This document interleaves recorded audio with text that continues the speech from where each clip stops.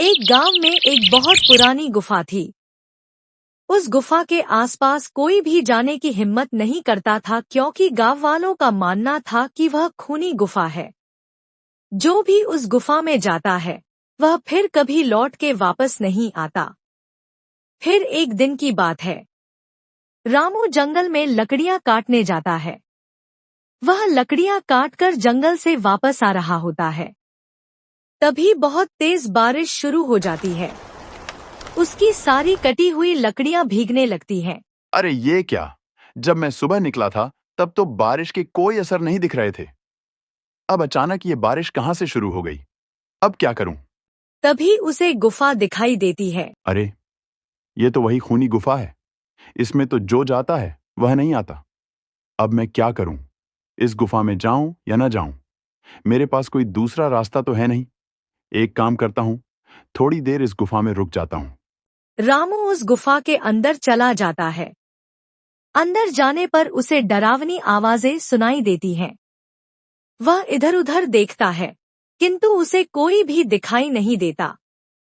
फिर वह थोड़ा और अंदर की ओर चला जाता है और फिर कभी वापस लौटकर नहीं आता। उधर गांव में रामू की पत्नी और उसका बेटा चिंटू उसका इंतजार करते रहते हैं। लेकिन पूरी रात गुजर जाती है और रामू घर वापस नहीं आता। फिर अगले दिन सुबह होने पर रामू की पत्नी और उसका बेटा गांव वालों के पास जाते हैं और उन्हें रामू के लापता होने के बारे में बताते हैं। अरे भैया, मेरे पति कल जंगल गए थे लकड़ियां काटने, परंतु वे घर वापस लौटकर नहीं आए। कोई मेरी मदद करो उन्हें ढूंढने में। अरे बहन यशोदा, मैंने रामू को कल जंगल में देखा था। वह लकड़ियां काटकर घर की ओर आ रहा था। तभी तेज बारिश होने लगी और वह उस बारिश से बचने के लिए उस खूनी गुफा में चला गया। तुम तो जानती ही हो, वह खूनी गुफा है। हे भगवान, अब मेरे पति का क्या होगा? शामू भैया, आप हमारी मदद कीजिए। आप कुछ गांव वालों को अपने साथ लेकर उस गुफा में जाएं। क्या पता आपको मेरे पति और बाकी गांव वाले जिंदा मिल जाएं। नहीं नहीं बहन, हम वहां मरने के लिए नहीं जाएंगे। सब बोलते हैं उस गुफा में एक चुड़ैल है। जो भी उस गुफा में जाता है वह उसे कच्चा खा जाती है। नहीं नहीं, हमें माफ करो, हम तुम्हारी कोई मदद नहीं कर सकते। फिर यशोदा और उसका बेटा हताश होकर वापस अपने घर की ओर चल देते हैं। अपनी माँ को परेशान देख चिंटू अपनी माँ से कहता है, माँ तुम परेशान मत हो, मैं बाबा को वापस घर लेकर आऊंगा। अरे बेटा, जब पूरे गांव वाले मिलकर उस गुफा में जाने की हिम्मत नहीं जुटा पा रहे, तो तुम क्या कर लोगे?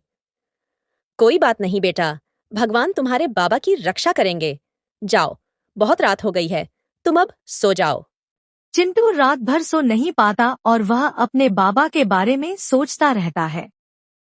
फिर वह फैसला करता है कि वह अपने बाबा और बाकी गांव वालों को जरूर उस खूनी गुफा से वापस लाकर रहेगा। यही सोचकर वह आधी रात को जंगल की ओर चल देता है। जंगल का रास्ता बहुत डरावना होता है। चिंटू को बहुत डरावनी आवाजें सुनाई देती हैं, लेकिन वह बिना घबराए उस गुफा की ओर चलता जाता है।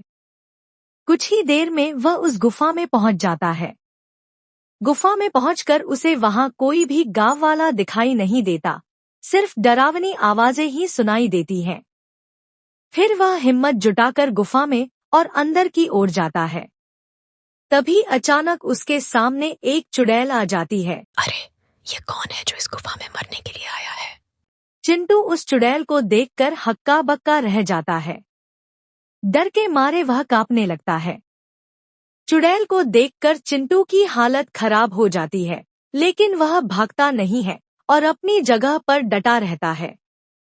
चुड़ैल उसे बहुत डराने की कोशिश करती है, लेकिन वह अपनी जगह पर डटा रहता है। अरे, ये तो छोटा बच्चा है, ये तो मेरे किसी काम का नहीं है। इसे यहाँ से कैसे भगाऊं? ये तो मेरा सारा काम चौपट करवा देगा। हे भगवान, अब चिंटू आधी रात को कहाँ चला गया? कहीं वह अपने बाबा को छुड़ाने उस खूनी गुफा की ओर तो नहीं चला गया? हे भगवान, अब मैं क्या करूं? फिर वह भागती हुई शामू के घर जाती है और उससे मदद मांगती है। भैया, चिंटू घर से लापता है। वह अवश्य ही अपने बाबा को बचाने के लिए उस खूनी गुफा की ओर गया होगा। कृपया करके मेरी मदद कीजिए। फिर शामू भागकर बाकी के गांव वालों के पास मदद मांगने जाता है। अरे भाई कालिया, चिंटू भी उस खूनी गुफा की ओर चला गया है। अब हम सबको मिलकर उसकी मदद करनी चाहिए। अगर एक बच्चा अकेला आधी रात को उस जंगल में खूनी गुफा में जाने की हिम्मत दिखा सकता है तो हमें अपने आप पर शर्म करनी चाहिए। तुम सही कह रहे हो शामू। चिंटू की हिम्मत देखकर मुझ में भी हिम्मत आ गई। चलो हम सब उस खूनी गुफा में चलते हैं, जो होगा देखा जाएगा। यही सोचकर कुछ गांव वाले मिलकर उस खूनी गुफा की ओर जाते हैं। दूसरी तरफ वह चुड़ैल चिंटू को वहां से डराकर भगाने की कोशिश करती रहती है, परंतु चिंटू अपनी जगह से नहीं हिलता। अरे मूर्ख बालक, क्या तुझे मुझसे डर नहीं लगता? मैं तुझे कच्चा ही खा जाऊंगी। मैं तुझे आखिरी बार बोल रही हूँ, यहाँ से चला जा, नहीं तो अच्छा नहीं होगा। हे चुड़ैल, मैं अपने बाबा से बहुत प्यार करता हूं। अगर वे मेरे लिए अपनी जान दे सकते हैं तो मैं भी उनके लिए अपनी जान देने को तैयार हूं। मैं उन्हें लिए बिना यहां से नहीं जाऊंगा। अब मैं तुमसे नहीं डरता। तुम्हें जो करना है कर लो। अरे यार, ये तो बहुत बहादुर है। यहाँ से जाने का नाम ही नहीं ले रहा।